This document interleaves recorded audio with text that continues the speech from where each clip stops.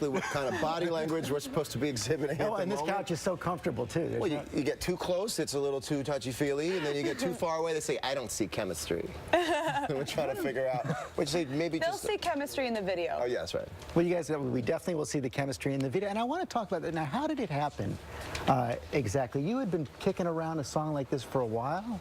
Yeah, I had this little chorus for years, and it was, you love who you love.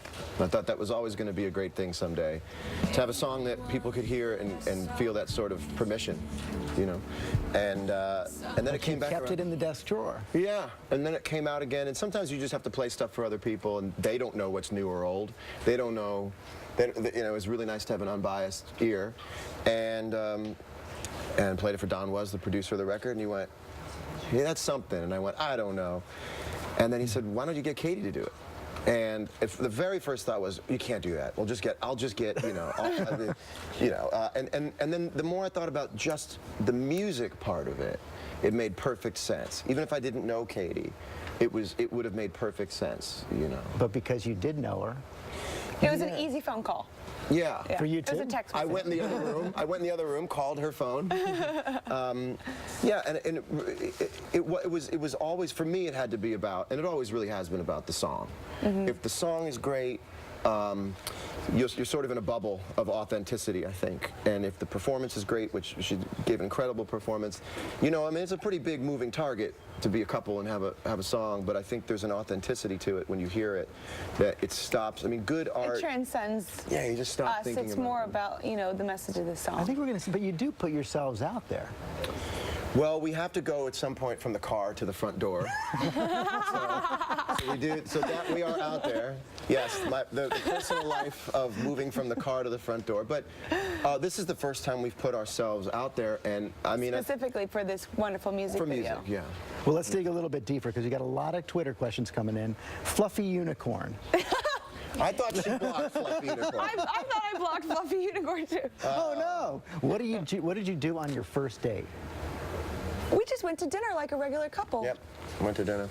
Wow, and We share music as a love together, you know, that's like a common interest. Yep. So. And then it's spiritual. What was the funniest moment backstage when shooting the video? Oh, there was no video. The only video we've shot so far is Who You Love. Yeah.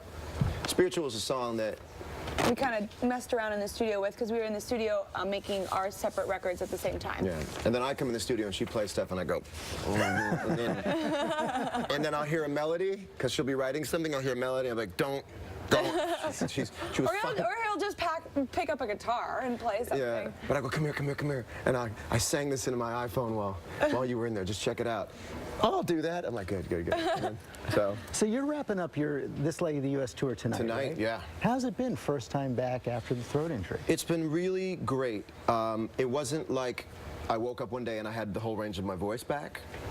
It has been like it's like your dad letting you use the car a little bit at a time as it goes on. You have to show that you're responsible with it. And so for me, like, I'm singing better and better each night, and it's really taught me to appreciate the voice as an instrument, not as something you can just keep doing whatever you want to, you know. And you've been doing something great with this tour as well. I know a lot of the proceeds have been going to veterans suffering from PTSD, and you're about to get started as a UNICEF Goodwill Ambassador? Yeah, I kick off my tour in May, and then I'll be here in the States in summer. So you guys will have to plan some get-togethers on the road. Some routing. Yeah. Loved your Instagram coming in yesterday. You were really going to do GMA right.